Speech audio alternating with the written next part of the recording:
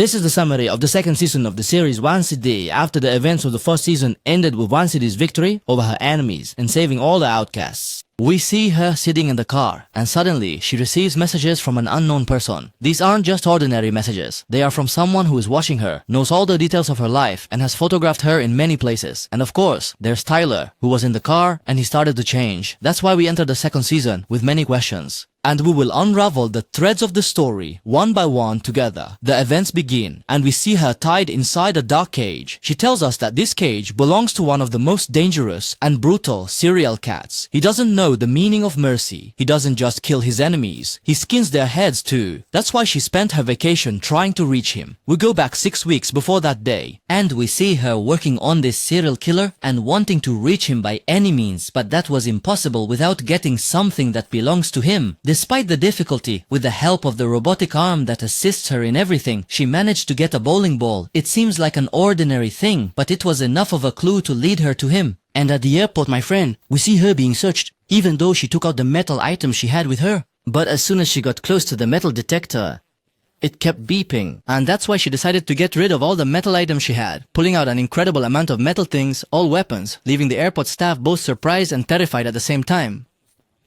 Natapam na. So, we return again to the first scene we started the episode with, specifically in the state of Kansas, in the creepy cabin where the serial killer enters with the same tools she handed over at the airport and decides to finish her off. But she tells him, "It looks like you want us to play around." I have no problems. Let's go. My games are in front of you. Suddenly, without any introductions, one of the dolls nearby starts attacking the serial killer, appearing and attacking him, knocking him down. At the same time, she manages to free herself from the ropes and attacks my friend, killing him with complete calm and a terrifying look in her eyes. After she finished her mission and got rid of the serial killer, we see her with her mother, father, and brother as they are on their way to Nevermore School. But not far from them, we see a journalist trying to take shots of two people. He was scared, and his fear increased when a scary-looking crow approached the place. So the journalist contacted an unknown person and told him if anything happened to him, the evidence would be in the car. Suddenly, the crows are killed in the place, and it finishes him off. At the gate of Nevermore School, we see after she spent her vacation and returned. But this time, she's not returning as an obscure student. No one knows anything about her. On the contrary, she returns as the most dangerous student inside Nevermore, after she managed to eliminate more than one terrifying monster in the history of all the outcasts. She saved herself and all the outcasts from it. As soon as she enters the school gate, she finds herself surrounded by whispers and looks of admiration and fear. She meets a new professor who joined the school and became the principal. We learn that his name is Bird. She starts talking to him with a sarcastic tone, but how does he repel him? Then she continues on her way to her room. On the way, she hears the new students talking about her with pride, saying that she is the one who defeated the most dangerous monster in the school's history. Antun, she told the outcasts from being lost. After she reaches her room, she meets her roommate Anaya, and they talk for a bit. And suddenly, Wednesday notices a strange-looking card on the wall with writing on it, "I'm still watching you." Wednesday approaches the card and touches it, getting a vision of everything related to the card. But up to this point, she still can't figure out who is watching her. At the same time, we see Wednesday's father and mother reminiscing about their school days, happy that their daughter is currently the strongest student there. After that, Eugene takes his brother Azai, and they start looking around the place. But what was occupying her mother when Azai? Not that her daughter became the strongest student in the history of Nevermore. She was worried about what was coming, worried about the unknown, and the person watching her that no one could reach. Her fear kept growing because of Judy's death. Her spiritual guide, and that's why she started talking to her and told her about everything that scares her. At that moment, she said to her, "I know you're thinking of finding a new spiritual guide for me. And I also know that you mean my Aunt Ophelia. You haven't talked to me much about her. But I know you're thinking about her." At that moment, her mother is very surprised and tells her, "The striking thing is that you, Winizir, remind me of her, your features, your manner, and your personality. Especially as you grow older, I feel like you're a copy of her." But Winizir deliberately changed the subject, and because of that, her mother felt more worried about her and talked to her father, saying, "Winizir is hiding something from me." But I won't let his story repeat itself. Outside the school, we see the new police detective, and we learn that her name is Santiago, and she is investigating a murder. And suddenly, Winizia appears at the scene and talks to Santiago, telling her that she can help. But Santiago deliberately tries to close the subject. Suddenly, Winizia spots someone running in the area. When she reaches the person running and manages to catch him, she discovers that he is the former detective, and it's clear that he can't stand her. But the strange thing is that the same scary crow was present at the place. At night at the school, we see Ajax gathering his friends and telling them a strange story about a person who was talented in drawing. After he got a bit sick, they replaced his heart with a machine. The intriguing part is that this young man is buried not far from them. At the same time, we see the new school principal talking to Bianca, trying to drive her crazy, saying, "From the first time I saw you, I felt that you are the future of this school. There might be students who are much higher level than you, but you are something different. I want you to review your schedule and see if I can assign you tasks." And then Bianca, with a tone mixing surprise and joy, says to him, "Wow, I would be honored to carry out the tasks you assign me." Then we transition to the scene. After that, we see her playing. And in the same place, her mother opens a book that she clearly hasn't opened in a long time, and we learn it belongs to her sister Ophelia. Suddenly, a woman named Capri bursts into the hall where she's playing. She starts talking to Vanisden, saying, "Your playing isn't bad, but it's not the best. By the way, I'm ready to help you become a professional musician in no time, and the first advice I'll give you is that you should surrender to the chaos of the notes." Then, in a sharp tone, she says, "I create chaos, I don't surrender to it." And she leaves her and walks away. After she returned to her room, she found Ayadi waiting for her with a letter from Joseph. But what caught Wednesday's attention was a picture of a crow, and not just any crow. It was the same crow we saw in more than one scene, a frightening one-eyed crow. But more dangerous than that was that Wednesday discovered her novel, in which she recorded all the details that happened to her over the past years. All of that disappeared. Then she saw an anonymous letter with 2 sentences, enough to let her know that the person watching her would be at the cremation ceremony happening that night. So she goes to the cremation site. As soon as she arrives, she discovers her hands start bleeding, and she watches with papers she hadn't seen with her before. It was written on it, "Come under the pyre if you want to find your novel." And that's why, even though the pyre is about to start, Wednesday goes under the tree that will be burned, and you are very worried about her, to the extent that when he comes and tries to pull the strings and restore the relationship with her like before, we notice that she is not focused on him at all. After a short while, My Turn starts talking to everyone present in the place. The ceremony of the burning begins, and the tree is set on fire, with smoke filling the area and the fire surrounding it. But after the crow above the pyre suddenly starts to fly, Music appears holding her novel in her hands. At that moment, Dorte says to her, "Your role, and the rest of the outcasts in saving your coma, is something that cannot be forgotten. I want you to say a word to everyone present." At that moment, she goes up on the platform and grabs the mic. "My friend, you are competing with me in my own area, Kamran. But it's okay. The important thing is she starts talking to everyone present, telling them that what happened was just the beginning. We must continue on our path and eliminate all our enemies." Then she addresses Dorit, saying that if there are any fools or superficial people here who think they can deceive us, they are mistaken. And anyone who thinks they can wash away our role in just a painting in the place is also mistaken. Suddenly, she grabs a torch and sets fire to the painting that depicted her and her colleagues. At that moment, Dory feels embarrassed and doesn't know how to react after her prestige was challenged in front of everyone. As for his brother, they see him trying to investigate the story he attempted to tell them, the story of the young man whose heart was changed. He approaches the place where this young man was supposedly buried. Suddenly, a terrifying corpse breaks through the ground and emerges. The boy was indeed terrified, but in his eyes, there was a look of desire because he managed to uncover such a dangerous secret. As for Wednesday, she is walking with Enid. Suddenly, she has a terrifying vision. She sees a raven standing on a tombstone and is told, you are the reason for the death of the person closest to you. And we notice, my friend, that this is her own tombstone, although Wednesday usually regains her consciousness quickly after any vision. But this time she was lying on the ground, her body was stiff and blood was coming from her eyes and everyone around her couldn't help her.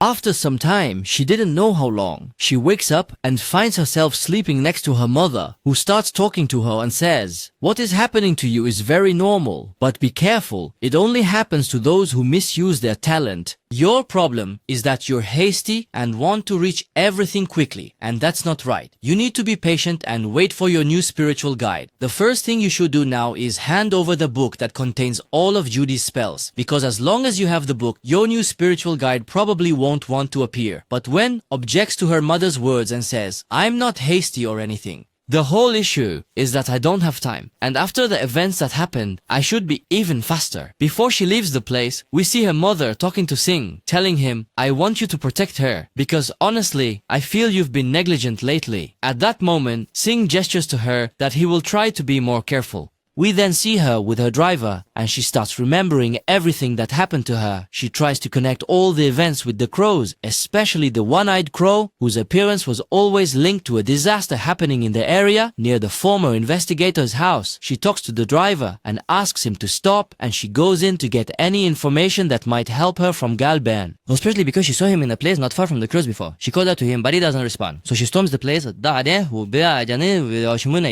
And suddenly, she sees him killed in a gruesome way. But the most horrifying and what scared her was when she approached him suddenly. In a terrifying scene, my friend, crows come out from inside him, adding to her confusion. And even when she touched him and tried to have a vision to understand the reason for his death, she discovered a new disaster, which was that this ability was no longer working for her. She then decides to leave the place, but as soon as she opens the door, she finds Santiago, the new police detective, aiming a rifle at her and asking her to surrender so we can transition to the next scene. We see her sitting in the police station being interrogated. Santiago says to her, "You are accused of murder, and sorry, but there is no justification for you to go to a police detective's house after midnight. You need to tell me what you were doing there." Despite the many accusations, she was unusually calm. She starts to defend herself. After a short while, her father arrives and talks to Santiago. He tells her, "I'm here not just as her father, but also as her lawyer. In short, there's nothing to convict my client. Therefore, due to insufficient evidence, I ask you to let her go." At that moment, Santiago, who had no evidence to convict, decides to let her go. On the way, Nadari's father talks to her and says, "I'm speaking to you now as your lawyer. Can you really tell me what you were doing at that late hour in the officer's house?" And then Nadari says to him, "There's something driving me crazy. Yesterday, I saw him, and it was clear he was working on a very complicated case. He got a bit nervous when he saw me and refused to tell me what he was doing. Today, I went hoping to get any information from him that could help me. But his life had ended in that horrible way." We leave her and her father and return once again to the Fermor school premises. There, we see Nadari's brother who gathered his courage. Not only did he discover the place where the young man was buried in the school, but he also took him with him to his room inside the school.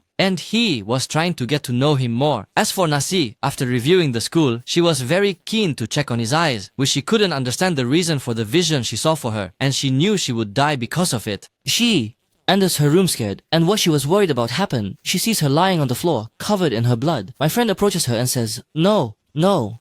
But she discovers that the net was playing a trick on her, and even had a square on her neck. My friend gets up and keeps joking with her, saying, "Forget about any vision you saw. I'm sure as long as we're together, we'll be fine." We then learn that there's an event at Vermont School they are celebrating, which is a prank day. We see the students happy, trying to have a good time and play pranks on each other, but at the same time, Kenta's mother is talking to Pinka, trying to get closer to her. She says, "I know that most of the time you weren't close to each other, but honestly, I'm worried during this period about in moi, a sans, and I want you to be close to her." As for his brother, himself, and his friend Eugene, they leave their colleagues to celebrate and try to get to know the ghost with them. The problem, my friend, is that this ghost started to break free from the restraints they had tied it with after I found out that Ned will learn to drive. She decided to leave because she wanted to go out of school for an urgent errand. At the same time, her mother decided to take advantage of her absence, enter the room, and talk to Singh. She told him, "You must help me and give me Judy's spellbook so we can control her and prevent her from doing anything wrong."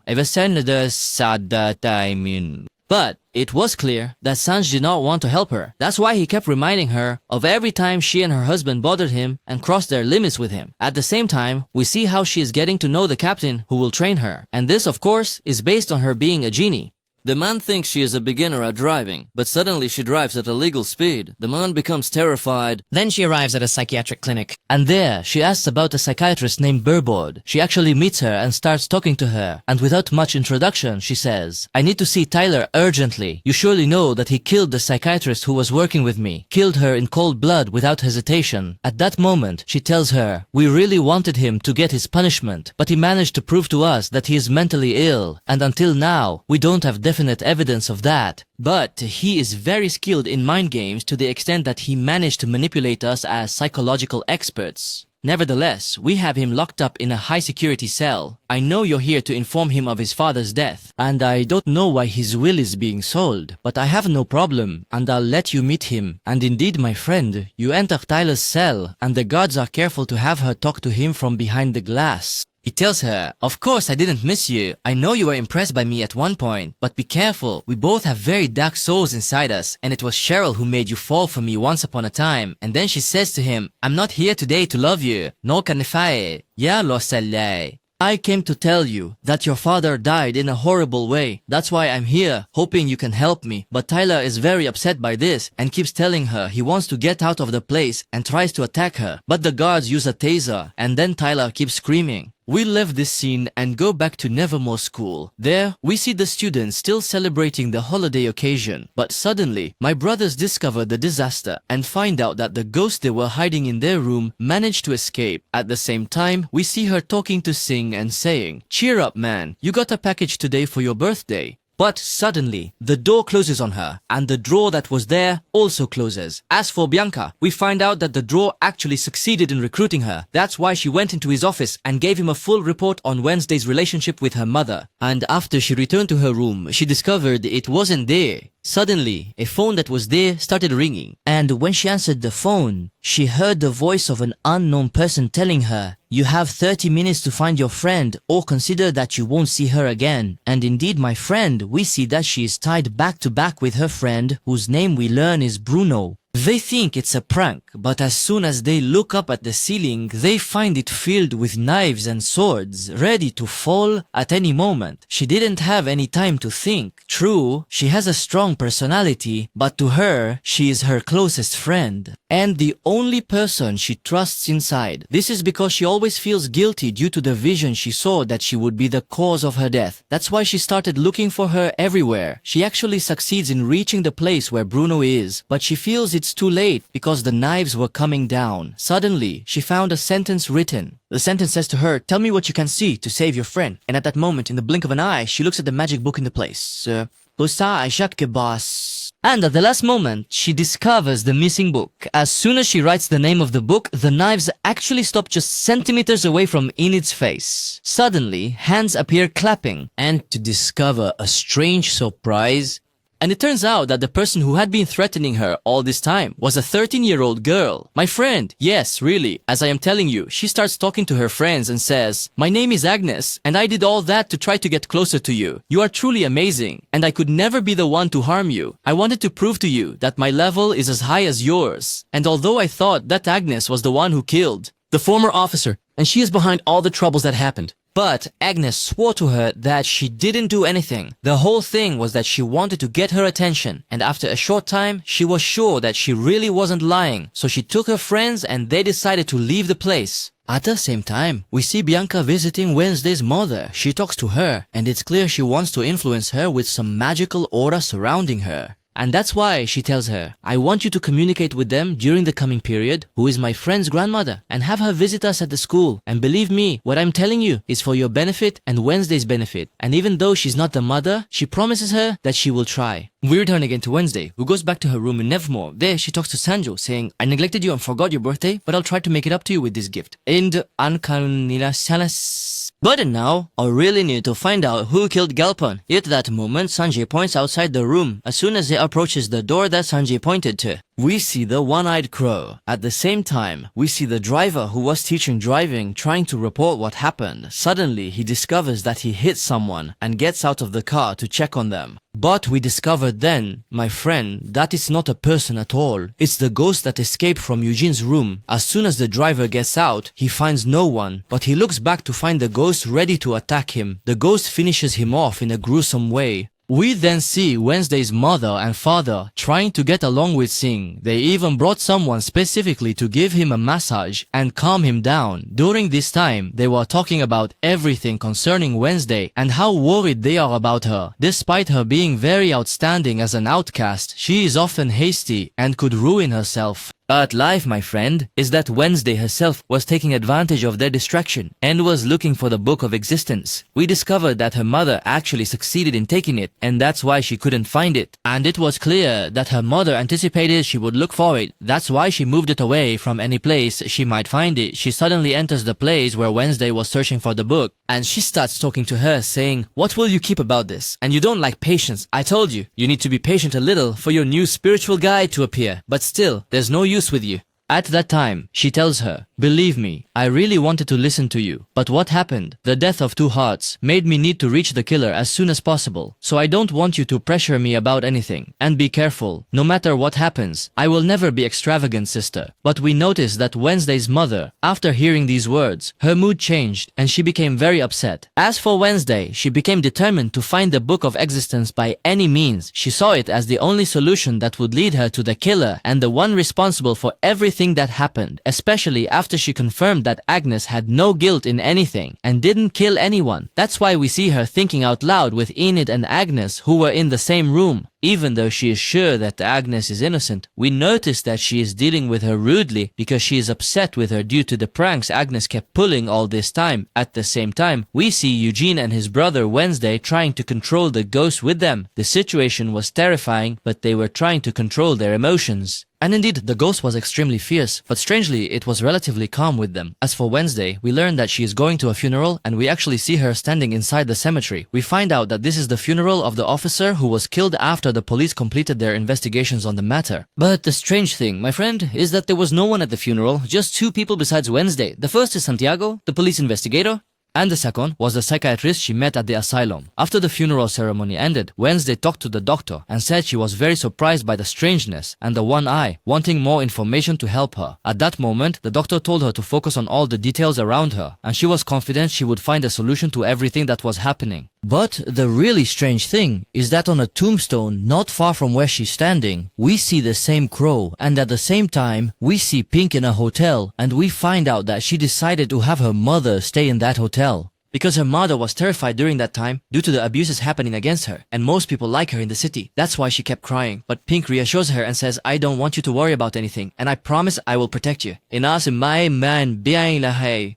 As for Wayne, she decided to work on the details of the officer's death herself because she saw it as not just an ordinary death incident, but the key to uncovering the mystery of everything that happened before. And thus, why she started working on all the evidence she had until she was able to actually reach an extremely important map. This coincided with the school camping trip they decided to organize. Initially, she had decided not to go on this trip, but after her classmates decided to move, she discovers that she is there and decided to go on the trip with them. At that moment, she is very happy because she doesn't like to do anything without her companion. But Wednesday talks to her and says, "This trip is just a cover for what I want to do, so I don't want you to talk to me or bother me with anything related to the trip. Basically, just consider me not there with you." As for Agnes, we see how Wednesday has become very harsh with her, to the point where she told her that her only purpose on the trip is to buy her the bag. Although Dor tries to drag Naeem along with Wednesday and tells her, "I'm happy that we'll be together on the camping trip we're going on," we notice that Wednesday brushed him off. Suddenly, Wednesday discovers the arrival of her father and mother at the place. We notice that she's very upset. We also notice that her relationship with her mother has become extremely tense to the point that they didn't even greet each other. This is because her mother is upset with her for not listening, not willing to ease her mind by following her advice, and not willing to listen to her about anything. As for Jane and Nesdi's brother, we notice that they have a strange black coffin with them. But the disaster is when we discover that inside this coffin is the ghost with them. And of course, they were very careful that no one would notice. That's why, when Waldo came down to talk to them and wanted to enter their tent, they tried to stop him by any means. Then, Drit starts talking to the Nevermore students, explaining the camp rules to them, and all the students are happy. But suddenly, the person in charge of the scouts in the city appears, talking to Drit and telling him that they are not authorized to camp here, because this area belongs to him and his men, and he continues to speak to him very arrogantly. At that moment, Wan Al-Zaid decides to intervene and starts talking to the official, saying that what he is saying might actually seem correct. But honestly, it's quite embarrassing for you if just students like us defeated you and managed to take control of the place. And of course, my friend, these words provoke the official, who feels challenged, so he agrees with Drit to play a match between the scouts and the outcasts, and the winner will camp in the place. We learn the rules of the game, and they are simple. A team from each group, a team for the scouts, and a team for the outcasts. Each team has a target they are supposed to reach. After reaching it, they fire a light shot in their team's color. But the winner in the end is the one who reaches the finish line model first. The game starts, and we notice that the scout team has great experience in the area and knows all its entrances and exits. That's why they easily reach their model and fire a light shot. But one of her colleagues starts to exploit the extraordinary and different abilities he has, and she succeeds in reaching her team's figure and fires a light shot. But the problem was that the players of the scout team were about to reach the finish line, and at that moment, she decided to end the situation wisely and shot an arrow at the place where the scout team players were. Then she used the rope to reach the spot. She took advantage of the momentum her body had, kicked the opponent, flipped him, and made him drop the model. She then managed to reach the finish line with the model. As soon as she placed the model, she announced her team's victory. At night, the students were celebrating and staying up together, but she wasn't concerned with that. And we saw her trying to find any information that would help her in what she was looking for. And indeed, she reaches a secret place where there are a large number of pictures of the outcasts. And they are in front, having died and disappeared under mysterious circumstances, and no one knows anything about them. And her counterpart, someone named Louise, catches her attention. At the same time, we see her meeting with X, who used to like her before. She talks to him and says, "I apologize to you. Honestly, the relationship with Bruno developed very quickly, even faster than I imagined. By the way, it's not a fault of yours, but our feelings aren't always in our control." At that moment, we notice how affected X is, and it was clear that he still loves her. But after they parted ways and left, we discover that the scout team is trying to make a comeback against the outcast team. That's why they were hiding and trying to take control of the camp. As for Wednesday, she was fed up with the disappearance of Judy's spell, which vanished along with the book. And because she knows that her mother is the one who took the book, he sees her talking to her and saying, "If you think I don't deserve this book, then I now challenge you to a blind duel." The night of the full moon, and although her mother was very surprised by what she was saying, she accepted the challenge. As for the scouts team and their coach, they didn't know the question awaiting them at the camp, and that's why, suddenly, the ghost attacked their coach in front of the scouts team players, who of course regretted the moment they thought of invading the camp. As for Wednesday and her mother, they actually start the duel, and you can see how skilled her mother is in this type of combat. Despite her skills, her mother was impressive, my friend. At the same time, we see Eugene manage to handle the scout leader's situation and save him from the ghost before it finishes him off. But the problem was with his father, who was about to take a shower at that time. And he's not thinking about anything. Suddenly, the ghost invades the place, and the man thinks it's his wife. But after a short while, he realizes the situation, and the ghost causes chaos in the camp, especially after he gets a weapon, an axe, and he's walking around, and no one can do anything about it. We return again to the battle against her mother, and we see her mother literally overpowering her, and indeed managing to defeat her. At the same moment, she chose to throw her sword. By coincidence, the ghost was passing by, and the sword got stuck in its head, and she literally lost everything. She lost her battle against her mother, and because of that, her mother carried out the agreement between them, which was to burn Judy's spellbook. At the same time, she lost any evidence that could lead her to anything related to the officer's murder case. After she thought the spellbook might lead her to a solution in the case, she no longer knew what to do. But she decided to work on one piece of information she had. This information concerns Louis, whose name she saw by chance among the names of the missing people who disappeared under mysterious circumstances. In the same scene, my friend, we move to the mental institution, where we see the doctor and her assistant informing her that a very serious case has arrived at the institution. That's why the doctor opens the cell window to see the case. We then discover that the serious case that recently arrived at the asylum is Taylor's mother. We see the psychiatrist sitting and talking to her, saying, "I know a lot about you." But Taylor's mother interrupts her and says, "And I know a lot about you, and be careful. I am very impressed with your personality. I read all your books, but what I liked the most was your last book. It was truly touching, and most of it is really accurate." But the psychiatrist knows that the patient is trying to manipulate her, so she says, "We are not here to joke around. I need to get 2 pieces of information from you, and then I'll let you go back to your cell. But if you refuse to cooperate with me, you won't stay in the facility, and I'll personally send you to prison." At that moment, the patient says to her, "I am ready to help you with everything you want and do whatever might benefit you, but I only have one request, which is for you to let me meet Taylor, even if just for 2 minutes." Although the doctor was very hesitant, she eventually agreed, hoping that his mother would help her with what she wanted. And indeed, my friend, she takes her to his cell, and as soon as he sees her, his facial features become those of an innocent child who can't believe his mother is there after being lost. He looks into her eyes and says, "I've been waiting for this moment for a long time, Mom." But suddenly, the fierce beast inside him prevails.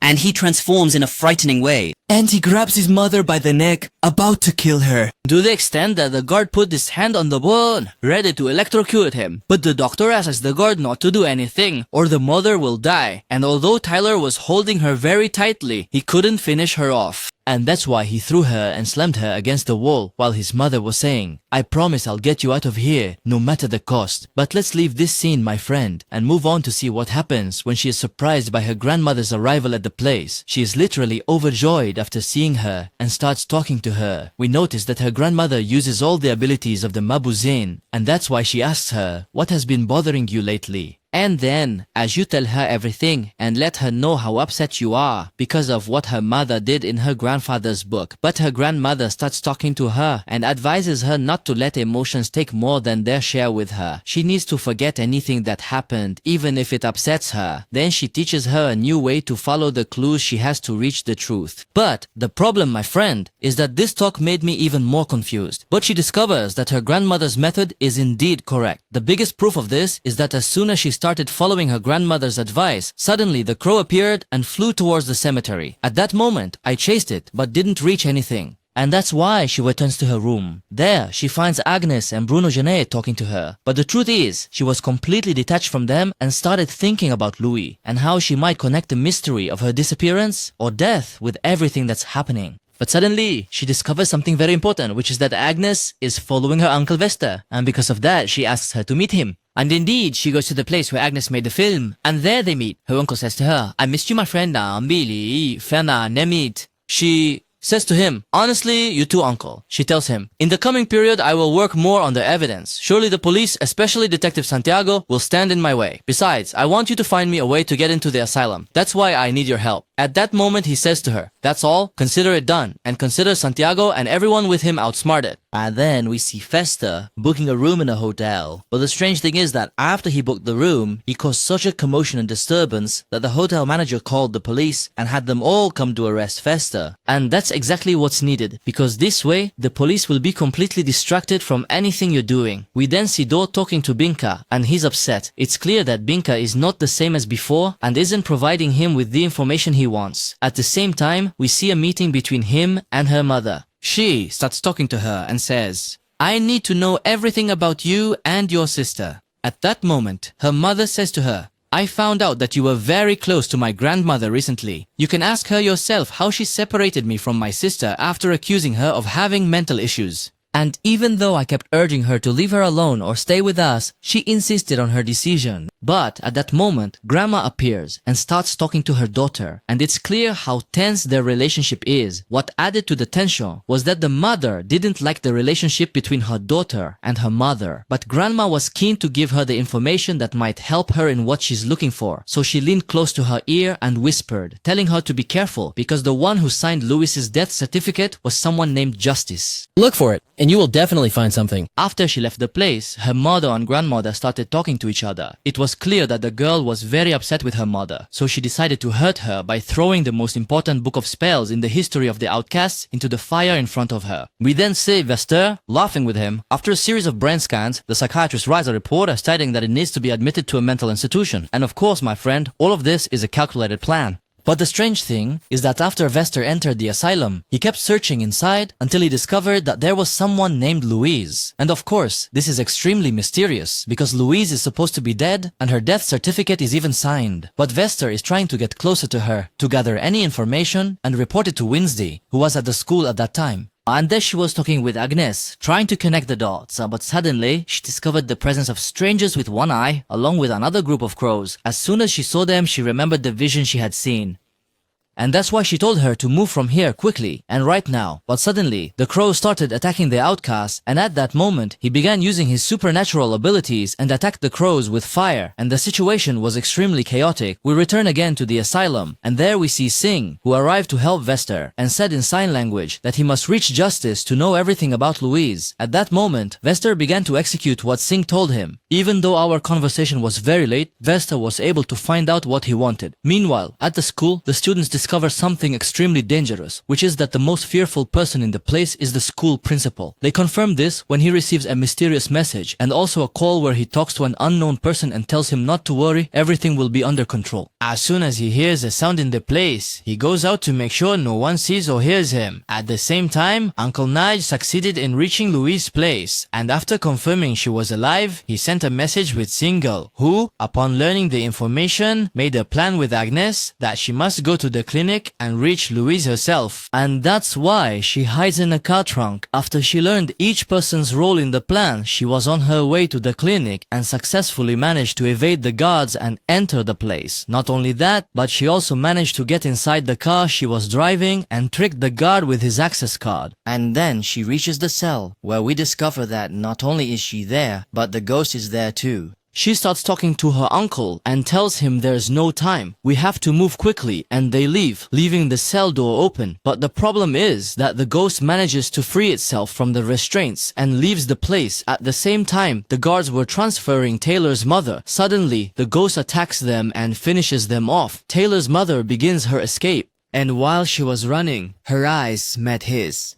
It became clear that each of them resembled the other. But there's obviously no room for anything right now. And while the music trainer for the gifted was isolating the patients, the alarm goes off. At that moment, the guard talks to Dr. Bond and informs her. The alarm is sounding because the ghost has succeeded in escaping from its cell. At that moment, the doctor declares a state of emergency in the asylum and activates the protocol for the guards to intervene, even if they have to kill anyone who doesn't follow orders. And at the same time, we see Wen, Z, and her uncle. After they succeeded in reaching a secret location, there, she is surprised to find that a highly dangerous program was being secretly conducted, consisting of a long-term study on the outcasts, but done illegally. She starts searching inside the place for any information until she discovers something extremely dangerous. And this is after the lights come on, and she realizes that all the names of the outcasts whose files she saw are supposed to be dead.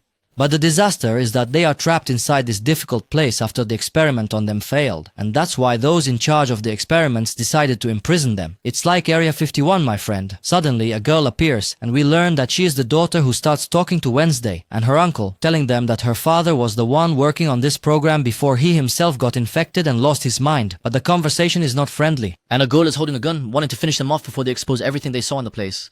Yeah. At that time, Filster decided that the whipped should punish the executioner, and that's why he sabotaged the electric system in the asylum. Then the cells opened, and all the outcasts came out and started punishing those who imprisoned them. At the same time, he sees the guards shooting at the ghost to finish it off, but nothing was justified in it. As for Taylor's mother, she entered his cell and said to him, "Don't be afraid. I'm your mother. I'm the one who will get you out of here. Believe me, no one in this world loves you more than I do." But Taylor wasn't convinced by this. He kept saying to her, "You're the only reason I'm here." As soon as she untied his restraints, he told her, "You have seconds. Run." Suddenly, he transformed and started chasing her and finished her off. At the same time, we see the doctor in charge of the place trying to contact the police to come and rescue her. But the ghost is faster than her and reaches the place. He remembers everything that happened to him at the hands of that doctor and everyone who helped her in the project. And that's why, without any mercy, he finishes her off. Then he decides to give justice its due, which was the cause of all the suffering that this ghost and others were subjected to. And that's why he says to him, "Hello, my old friend," and finishes him off. As for Wayne, where is he? She had reached the real Louise after we discovered that the Louise Vesta she met was not real or anything. It was just a coincidence of names. Wednesday decides to escape from the place with Louis and then get all the information she wants from her. But after she gets close to the last gate in the place, she finds Taylor after he has transformed, my friend, and he is standing in front of her wanting to finish her off. And indeed, Z was brave and gathered all her energy to confront him. But we see Wynn moments later flying out of the window after Taylor got rid of her, as if she were just a doll, lying on the ground bleeding, my friend, literally between life and death, and Singh approaches her to make sure she is still alive or dead. On with that, the session is adjourned. Yes, this is the second season, my friend, but only the first 4 episodes have been released on Netflix, and as soon as the next 4 are released, make sure I'm the first one on YouTube to upload them. And don't forget to get this video to 20,000 likes in the first 48 hours. Do you love action? You'll find it. Love suspense? We have mystery. Love romance? That's here too. There's a lot more coming.